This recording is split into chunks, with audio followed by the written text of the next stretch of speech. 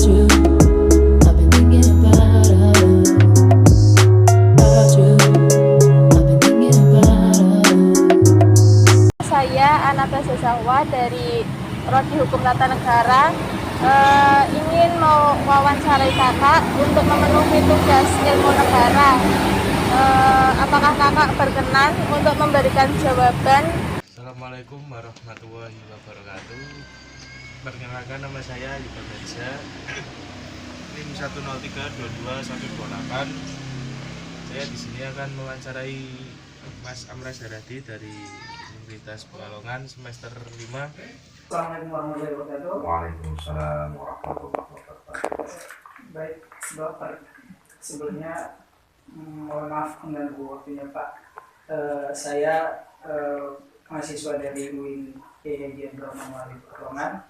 Maksud dan kedatangan saya di sini ingin meminta waktu Bapak sebentar guna melakukan wawancara untuk melengkapi tugas ilmu negara dari dosen. Ya. Sebelumnya perkenalkan Pak, nama saya Fauzi Rahmat Furuh dari Prodi Hukum Tata Negara. Kalau boleh tahu Bapak namanya siapa? Ya, nama saya Muhammad Hasan Arifudin. Ada lagi yang mau ditanyakan? Ya. Baik, Assalamualaikum warahmatullahi wabarakatuh. Waalaikumsalam warahmatullahi wabarakatuh. Ya, izin perkenalan Pak. Ya. Perkenalkan, nama saya Fauzi Rahmat Furuh. Saya dari mahasiswa UIN PHJ Pekalongan, Prodi Hukum Tata Negara, Fakultas Syariah. Maksud dan tujuan saya di sini ingin mewawancari Bapak guna melengkapi tugas ilmu negara. Sebelumnya boleh tahu dengan Bapak siapa? Saya Yudi Rizky Pratama. Yudi Rizky Pratama. Sekarang profesi sebagai advokat atau konsultan hukum.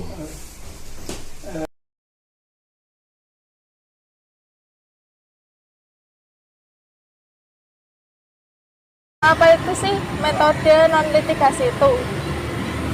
Ya, terima kasih atas waktunya ya. Mungkin sepemahaman saya mengenai tentang metode non litigasi itu merupakan salah satu unsur penyelesaian masalah selain litigasi. Karena di dalam penyelesaian masalah itu ada dua hal di dalam penyelesaiannya. Yang pertama yaitu litigasi dan non litigasi. Nah, litigasi sendiri itu merupakan penyelesaian yang melalui persidangan. Tetapi kalau non litigasi itu bisa diselesaikan melalui musyawarah maupun secara mediasi ataupun secara kekeluargaan, seperti itu. Apa yang dimaksud penyelesaian masalah hukum perdata menggunakan metode non litigasi?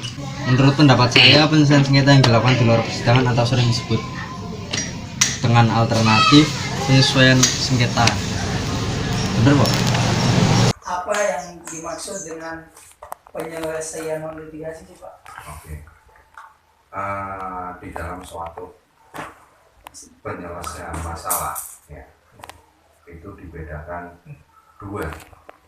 Saya bedakan dua dengan cara penyelesaian litigasi dan non litigasi. Nah, yang ditanyakan Masnya ini apa sih proses penyelesaian non litigasi? Ya. Penyelesaian non litigasi ini adalah suatu bentuk penyelesaian masalah di luar jalur hukum, ya, secara musyawarah atau kekeluargaan. Itu masuk kategori penyelesaian non litigasi. Oke, terima kasih. Apa yang dimaksud dengan penyelesaian hukum secara non litigasi Pak? Penyelesaian hukum yang non litigasi itu ya penyelesaian hukum yang manual, yang biasa ya, yang tidak melibatkan proses beracara secara online, secara elektronik, ya manual, baik dari panggilan, kemudian acara-acara persidangan dan sebagainya itu dilakukan secara manual, secara alam ya, manual ya, gampangnya biasa kayak dulu. ya awal persidangan peradilan disediakan itu. Nah kalau yang pakai litigasi kan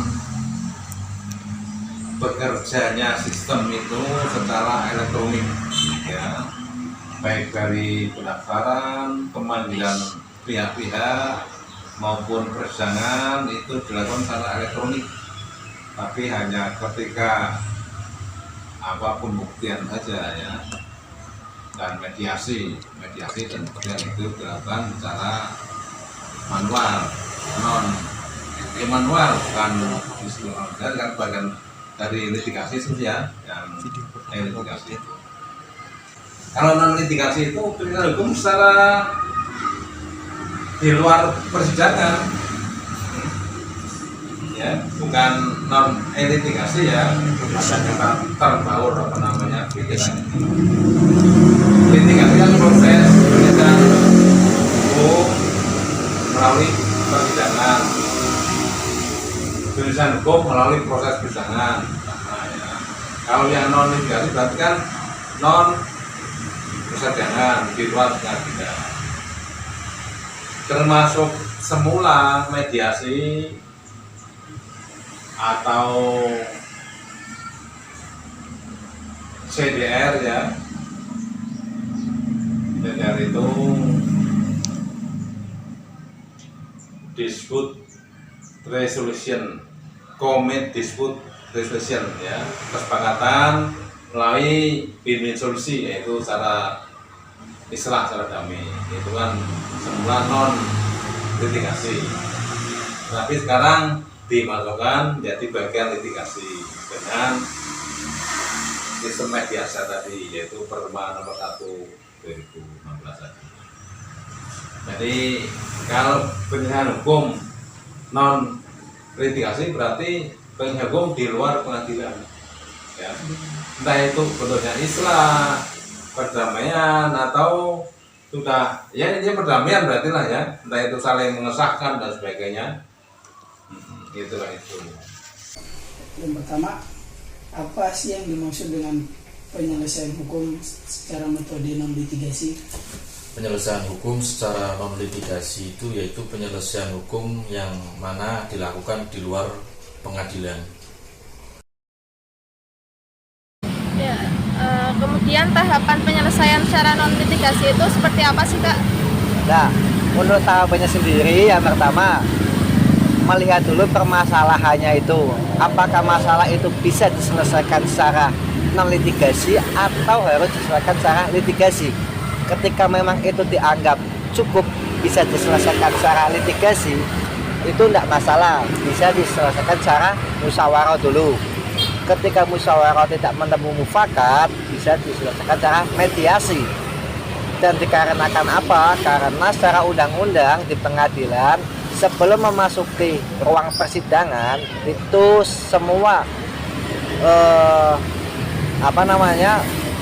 orang yang ingin berperkara itu wajib melalui mediasi dulu. Nah, itu salah satu langkah yang diambil maupun ketika menjalankan metode non litigasi seperti itu. Selanjutnya pertanyaan kedua yaitu tahapan penyelesaian secara non litigasi itu seperti apa? Penyelesaian sengketa melalui jalur non litigasi dilakukan untuk menyelesaikan sengketa dengan cara musyawarah mufakat dan hasil penyelesaian konflik. Bagaimana sih, Kak, tahapan penyelesaian secara metode non litigasi? Oke. Jadi proses untuk tahapan-tahapan penyelesaian dengan cara non litigasi itu ada beberapa tahapan. Kalau saya bedakan menjadi 3. 1, ini contoh kasus terkait seumpama kasus masalah hutang piutang. Karena itu saya pernah menangani suatu kasus seperti itu, di mana tahapan pertama ini adalah komunikasi antara kedua belah pihak yang bersengketa. Berarti hutang piutang ada pihak yang peminjam dan yang dipinjami, ya kan? Nah, Di sini yang pertama adalah menjalin komunikasi yang baik. Karena yang sudah orang yang bermasalah, orang yang tidak bisa atau prestasi tingkat janji dalam masalah utang piutang itu kan mestinya banyak permasalahan. Salah satunya ada juga yang di sini memang karakter, tapi di sini saya akan karena keadaan dan situasi usaha dia jatuh atau apa, saya akan bicara di situ. Dan orang yang bermasalah yang sudah tidak mau mendengarkan, namun hanya mau didengarkan. Salah-salah kita komunikasi dalam penyelesaian suatu masalah akan timbulnya konflik yang baru. Ya, makanya di sini jalinlah komunikasi yang baik. Itu pertama. Jalinlah komunikasi yang baik di sini berarti kita harus bisa menjadi seperti halnya konsultan, pendengar yang baik, membuat pihak dalam hal ini yang bermasalah dengan kita nyaman dulu dengan kita. Ya, kalau sudah nyaman, pastinya dia akan meminta pendapat. Sekarang saya masalahnya kayak gini, tak utarakan ke dia. Kayak gini ya, api kan sih kayak gitu. Nah di situ baru kita masuk. Oke Pak, penyelesaiannya dengan cara seperti ini. Opsi ini, opsi ini, opsi ini. Buatlah beberapa opsi yang menurut dengan menarik untuk penyelesaian masalah tersebut. Nah, setelah opsi salah satu opsi dia pilih, di situ pasti akan muncul akhirnya apa? Negosiasi. Nah, kita dituntut menjadi negosiator nih, ya kan? Negosiasinya gimana? Pak, kalau permasalahan yang penyelesaiannya harus seperti itu, saya akan nawarnya sekian. Nah, di situ kita mulai negosiasi. Kita sampaikan, nggak bisa Pak, kita harus seperti ini Pak penyelesaiannya. Karena dana tersebut adalah dana ini, bla. Nah, kalau itu tidak bisa istilahnya menemukan titik temu dalam hal ini kata sepakat antara dua pihak yang bersengketa, ada baiknya kita melibatkan yang namanya mediator.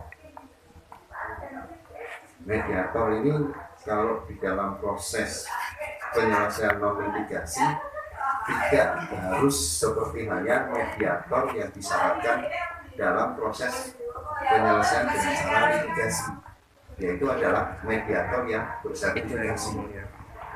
Ya, mediator dalam penyelesaian non litigasi di sini banyak pihak sebetulnya yang bisa kita gunakan sebagai mediator. Contoh, orang yang terpandang di mana lawan kita bertempat tinggal. Biasanya di situ adanya Pak RW, Pak RT atau tokoh masyarakat di situ. Nah, contoh kasus, saya sama jenengan mempunyai utang, ada keterkaitan utang piutang. Ya, kita tetanggaan nih, kayak gitu. Supaya penyelesaiannya ini supaya tidak untung, jenengan ngajak tokoh masyarakat, ulama atau apa yang disegani saya atau jenengan. Di sini akhirnya si mediator ini kan bicara sebagai penengah. Kalau yang diajak kiai atau ustaz kayak gitu, utang itu yang harus dibayar, kan kayak gitu. Jenengan yang utang jangan digunakan kayak gitu, kayak gitu ya kan. Boten Pak Yai, pola yang penting dibayar, bukan kadang bunga, kan kayak gitu. Proses penyelesaiannya kayak gitu. Nah, kenapa proses penyelesaian dengan melibatkan mediator ini istilahnya terselesaikannya karena ada perasaan pakiwuh, orang Jawa bilang, waduh, ini wis ngerti kiai ini masalahku karo si fulan. kalau nggak tak selesaikan neng pengajian gue disentil terus kan kayak gitu ya kan ya, itu salah satunya seperti itu, atau menggunakan mediator dalam hal ini orang yang ditakuti itu juga ya. Nah, dalam memilih mediator juga harus jeli, jangan asal-asalan dalam hal ini hanya wah ini pakai bisa ini bapak ini namun dia tidak menguasai masalah. Makanya sebelum melibatkan mediator yang kita pilih harus mediator yang berkompeten, yang tahu permasalahan dan cara penyelesaiannya seperti apa. Bukannya kita menggurui si mediator, namun kita ungkapkan permasalahannya dulu sama mediator. Pak, ini saya punya masalah seperti ini, seperti ini, seperti ini. Dan jangan lupa dengan menyampaikan juga clue apa, keinginan dengan cara penyelesaiannya seperti apa. Itu harus dimakan. Nah nanti di situ kan si mediator itu menangkap, oh ya. Nanti kalau seperti ini bebas. Dan jangan hanya satu opsi. Siapkan beberapa opsi untuk mediator ini menyampaikan dalam forum pada saat pertemuan antara kedua belah pihak yang bersangkutan. Tahapan cara penyelesaian secara non litigasi itu seperti apa? Yang non litigasi tahapannya ini penyelesaiannya kan secara sosial masyarakatan di luar di luar peradilan ya, itu tentu masing-masing daerah, wilayah, etnis ya tentu punya cara berbeda karena sifatnya kan istilah tadi sifatnya perdamaian ya, kayak di Irian dengan di Jawa mungkin beda. Jawa dengan di Sunda, mungkin dengan di Batak, Padang dan sebagainya kan beda-beda. Yang kayak itu tentu tidak terangkum secara teoritis dalam suatu ilmu. Jadi tergantung perbedaan mereka. Tentu dua pihak yang sengketa ini bersatu menentukan musyawarah, itu aja intinya. Nah itu kalau di Iran kan katanya kan jadi nggak melihat, hanya bilang saja itu ada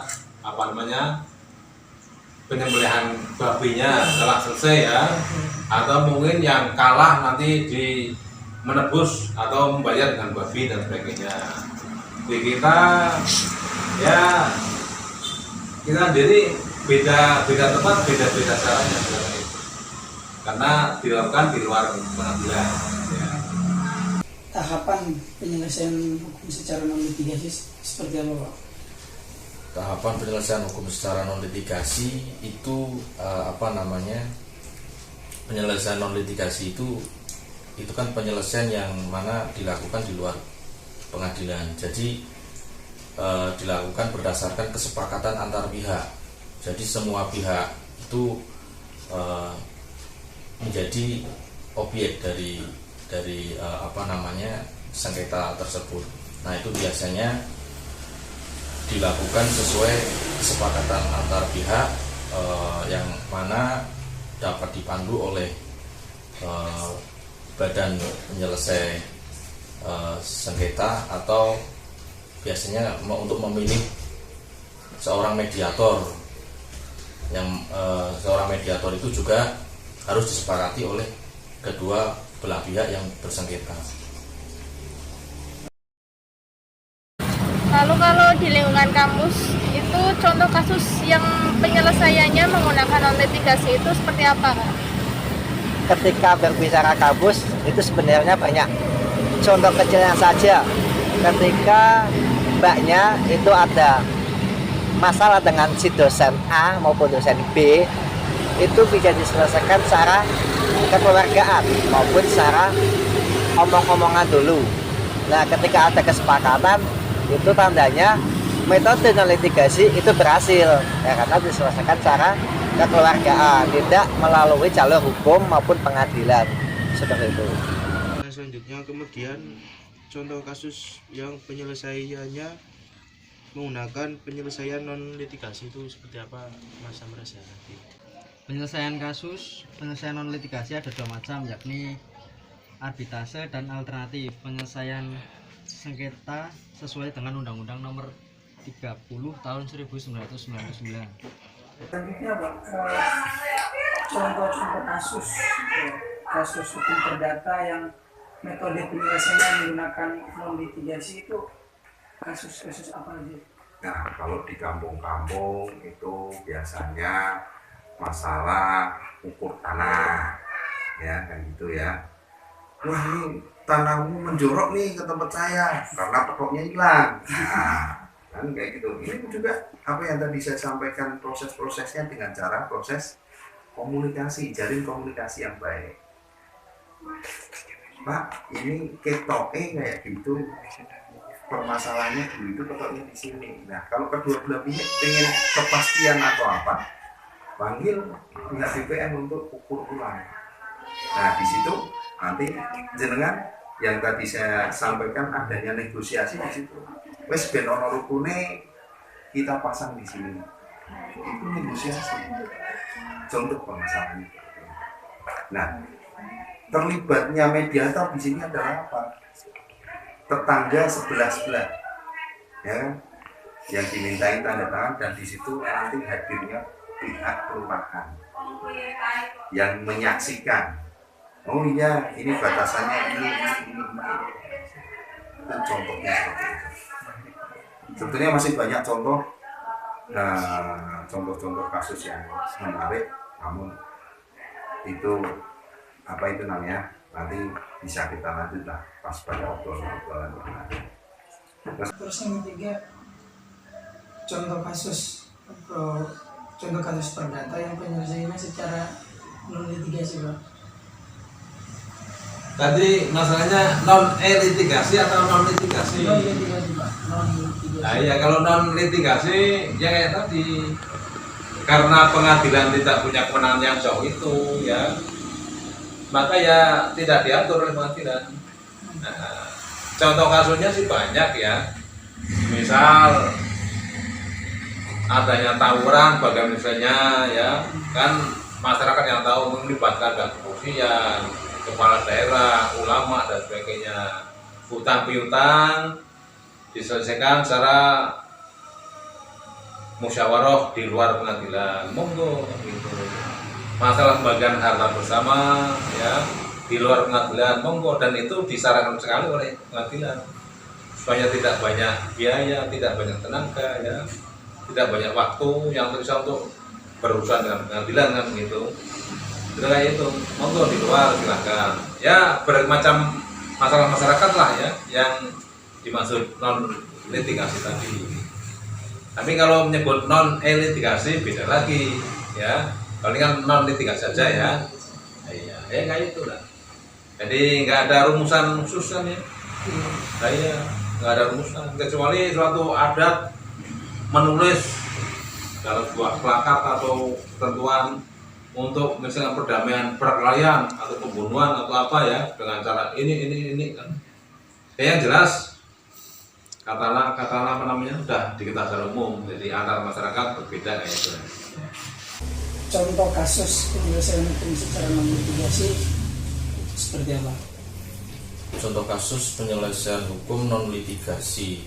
Non litigasi itu contohnya misalkan ada suatu perkara itu untuk diselesaikan secara non litigasi, yang mana masing-masing pihak menyepakati memilih seorang mediator, yang mana mediator itu disepakati oleh kedua belah pihak itu untuk membantu menyelesaikan sengketa. Nah, dari kesepakatan kedua belah pihak itu dituangkan dalam suatu perjanjian yang ditandatangani oleh kedua belah pihak. Nah, itu bisa dinamakan penyelesaian sengketa melalui jalur non litigasi, yang mana masing-masing pihak menyepakati dan menyetujui atas hasil dari musyawarah yang disepakati tadi. Kemudian siapa saja sih pihak-pihak yang terlibat dalam penyelesaian secara non litigasi? Nah, ketika berbicara pihak-pihak siapa saja, itu bisa menggunakan metode non litigasi secara mediasi.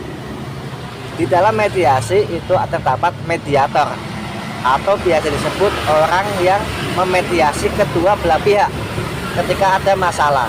Di situ ada pihak tergugat maupun penggugat. Nah, terus ada pihak ketiganya yaitu siapa? Penengah maupun yang menengahi permasalahan tersebut agar bisa diselesaikan secara kekeluargaan. Ya, selanjutnya pertanyaan nomor 4. Pihak-pihak yang terlibat dalam penyelesaian secara non litigasi siapa saja dan apa keuntungan dari penyelesaian menggunakan metode non litigasi itu seperti apa? Keuntungan penyelesaian non litigasi adalah sifat kerahasiaan karena proses persidangan dan hasil keputusannya yang tidak dipublikasikan. Selanjutnya pihak yang terlibat dalam penyelesaian yang non litigasi. Pihak-pihak yang terlibat pastinya dalam hal ini adalah kedua belah pihak yang bersengketa. Kedua belah pihak yang bersengketa. Namun kalau mau melibatkan pihak mediator, berarti ada 3 pihak yang terlibat. 1, 2 belah pihak yang bersengketa dan satunya adalah mediator selaku penengah.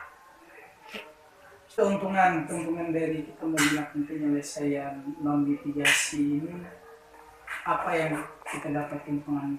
Kalau keuntungannya sangat banyak sekali. Satu, yang keuntungan yang paling istilahnya bisa kita rasakan adalah masih terjalinnya silaturahmi yang baik antara kedua belah pihak yang bersengketa. Karena apa? Proses penyelesaian non litigasi ini tidak ada istilah menang atau kalah. Kedua belah pihak menerima dengan legowo. Itu penyelesaian masalah yang terbaik menurut saya. Ya kan? Satu itu, yang kedua biayanya tidak banyak. Hanya nyiapin teh, jajan atau apa untuk mediator. Ada begitu. Biayanya tidak banyak. Dan keuntungan lainnya masih banyak. Kalau menurut Bapak pihak-pihak yang terlibat dalam metode non litigasi ini siapa saja Pak? Ya tadi, kalau non litigasi itu berperkara, penyelesaian perkara di luar pengadilan, ya monggo. Biasanya kan tersepuh para pihak ya yang bersengketa, kemudian pemuka agama, pemuka keamanan, pemuka masyarakat, itu yang dihadirkan ya, itu banyak begitu. Pihak yang terlibat dalam penyelesaian hukum secara non litigasi ini siapa aja Pak? Itu para pihak masing-masing menjadi subjek. Keuntungan dari penyelesaian secara non litigasi itu apa Pak? Penyelesaian sengketa dari non litigasi yang paling menonjol itu di biaya akan lebih ringan dan juga kalau non litigasi itu hasilnya itu endingnya itu kesepakatan bersama, jadi tidak ada yang dirugikan dan tidak ada yang diuntungkan, sama-sama menyepakati atas apa yang telah mereka setujui. Kemudian melihat ketidakpuasan masyarakat dalam penanganan penyelesaian masalah. Nah, menurut kakak penyelesaian masalah yang tetap itu seperti apa sih? Oke, di dalam penyelesaian masalah di dalam masyarakat sendiri itu sebenarnya sangat kompleks dan sangat banyak ya. Masalah apa dulu yang ingin diketahui? Ketika masalah itu memang diselesaikan secara kekeluargaan maupun mediasi itu tidak bisa dan harus memungkinkan untuk di ranah pengadilan, harus dibawa ke ranah pengadilan. Kenapa harus seperti itu? Karena notabene negara kita merupakan negara hukum. Jadi semua permasalahan itu harus diselesaikan secara hukum. Jangan main hakim sendiri seperti itu. Oke Kak, terima kasih atas jawaban Kakak. Itu saja pertanyaan yang akan saya tanyakan pada Kakak. Terima kasih. Pertanyaan terakhir yaitu pertanyaan kelima, melihat ketidakpuasannya masyarakat dalam penanganan penyelesaian masalah. Nah, menurut Mas Amrasa Radi sendiri, penyelesaian masalah yang tetap itu seperti apa dan bagaimana cara mengatasinya itu seperti apa? Menurut pendapat saya tentang penyelesaian tanah, ajukan pengaduan ke kantor pertanahan. Kedua, lengkapi berkas aduan. Ketiga, mengumpulkan data yang autentik. Dan keempat, perubahan data dan pembatalan. Kelima, keluarnya kekuatan hukum. Ya, terima kasih atas wawancara yang baru dilakukan.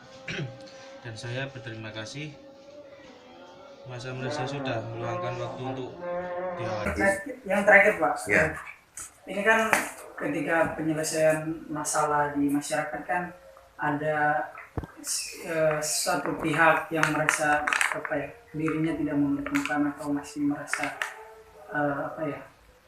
belum dapat keadilan. Nah, menurut Bapak penyelesaian masalah yang paling tepat itu seperti apa Pak? Jadi kembalikan lagi ke masing-masing pihak yang bersengketa ya. Mereka harus benar-benar cerdas di dalam mengambil suatu keputusan.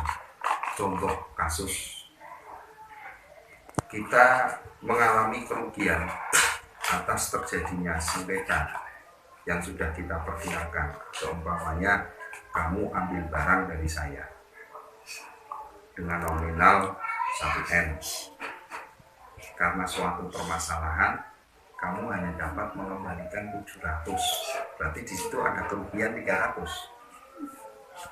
Nah, di sini kamu hanya akan menyerahkan 700 kalau dalam hal ini saya bisa legowo, mesahke atau apa, kan kayak gitu. Dan seumpamanya saya berpikir saya kalau menerima 700 ini berarti saya bodoh. Kenapa barang yang saya serahkan ke kamu dengan nominal 1M kok saya mau dibayar sebesar 700? Namun itu menurut saya bukan suatu tindakan yang bodoh. Kita dituntut di situ untuk berpikir cerdas bagaimana masalah ini supaya tidak merugikan semakin banyak, merugi semakin banyak kalau dalam dunia usaha seperti itu. Ya kan? Kita harus berhitung. Ini spekulasi seumpama ini saya permasalahkan secara litigasi, biayanya berapa? Tok mentok-mentoknya dalam hal ini saya mempenjarakan kamu, namun saya tidak dapat bayaran 700 yang sudah kamu tawarkan. Itu hanya kepuasan sesaat dan hanya akan menimbulkan masalah baru. Masalah barunya apa? Kamu pastinya akan memendam dendam sama saya karena saya penjarakan kamu. Namun kalau saya berpikir yang cerdas, saya akan terima. Bukan suatu kebodohan menurut saya. Saya terima 700 itu. Namun dengan cara pengembalian yang 300 dengan cara seperti apa yang bisa kita bicarakan nantinya. Apakah itu dengan cara dicicil? Ya kan? Apakah dengan cara kamu saya pekerjakan dalam hal ini nanti dengan sukarela kamu membalas kekurangan 300-nya ini dengan cara bantu saya dengan dalam pekerjaan yang lain, itu bisa juga. Nah, makanya di situ dituntut kita untuk berpikir dan bisa mengambil suatu keputusan yang cerdas. Dan 700 yang saya terima dari kamu kan bisa saya putarkan lagi dan pastinya akan menguntungkan lagi, adanya keuntungan terhadap usaha baru atau pembuatan barang yang saya buat. Jadi seperti itu. Makanya tergantung masing-masing warga yang bermasalah. Baik Pak, terima kasih atas penjelasan dari Bapak. Semoga bisa menjadi manfaat untuk terlebih diri saya sendiri. Sama-sama. Terima kasih atas waktunya Pak. Saya pamit undur diri. Assalamualaikum warahmatullahi wabarakatuh. Waalaikumsalam warahmatullahi wabarakatuh.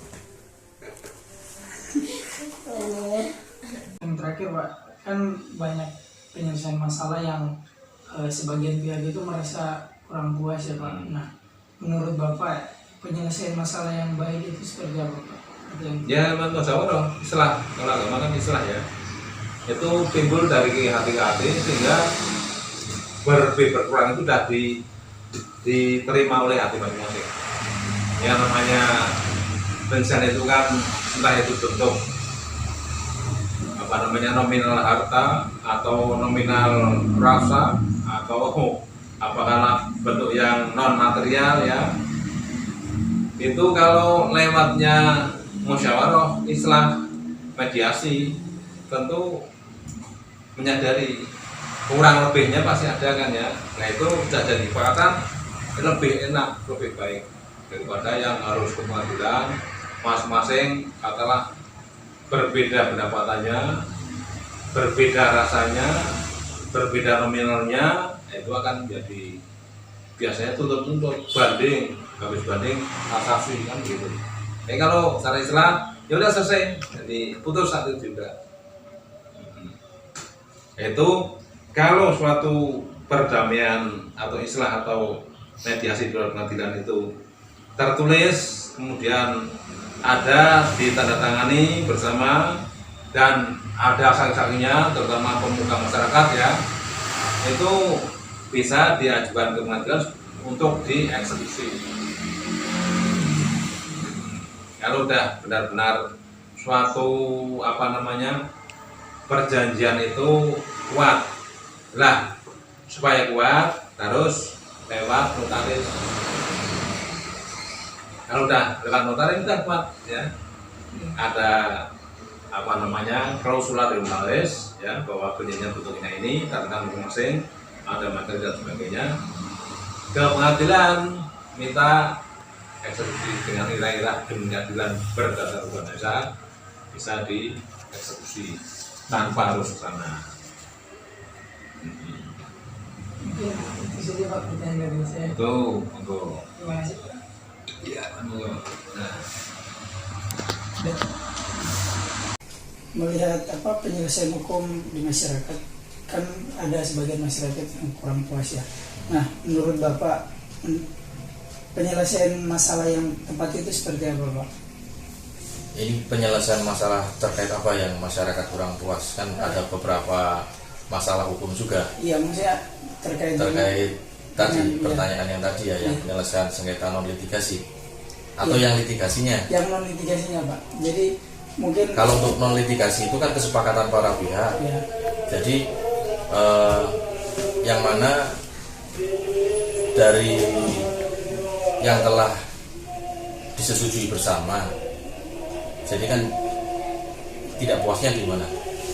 Mungkin salah satu pihak masih merasa ketidakpuasan. Nah, jika salah satu pihak merasa belum puas dengan keputusan non litigasi tadi, dapat mengajukan perkara ke jalur litigasi, yaitu ke pengadilan, yang mana nanti akan dari gugatan yang diajukan oleh salah satu pihak tadi itu akan diputuskan oleh majelis hakim pemeriksa perkara. Mungkin itu saja Pak yang saya tanyakan. Mungkin kalau ada kata-kata saya yang salah, saya minta maaf Pak. Dan terima kasih atas waktunya Pak. Sekian, Assalamualaikum warahmatullahi wabarakatuh. Waalaikumsalam warahmatullahi wabarakatuh.